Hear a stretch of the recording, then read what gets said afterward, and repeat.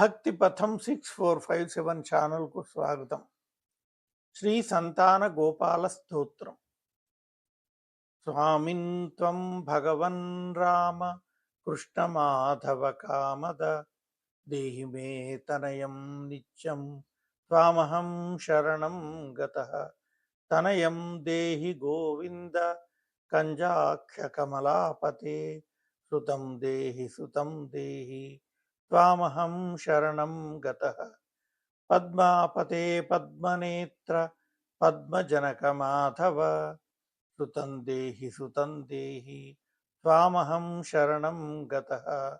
శంఖచక్రగదా ఖడ్గ శార్ంగపాణే రమాపతే దేహి మే తనయం కృష్ణ త్వామహం శరణం గతః. నారాయణ రమానాథ రాజీవ పత్రలోచన సుతం మే దేహి దేవేశ పద్మ పద్మానువందిత. రామ మాధవ గోవింద దేవకీ వరనందన రుక్మిణీనాథ సర్వేశ నారదాదిసురార్చిత. దేవకీ సుత గోవింద వాసుదేవ జగత్పతే దేహి మే తనయం శ్రీశ గోపబాలక నాయక. మునివందిత గోవింద రుక్మిణీ వల్లభ ప్రభో దేహి మే తనయం శ్రీశ గోపబాలక నాయక. గోపికాలూన పుష్పాణం మకరందరథ ప్రియ దేహి మే తనయం శ్రీశ గోపబాలక నాయక.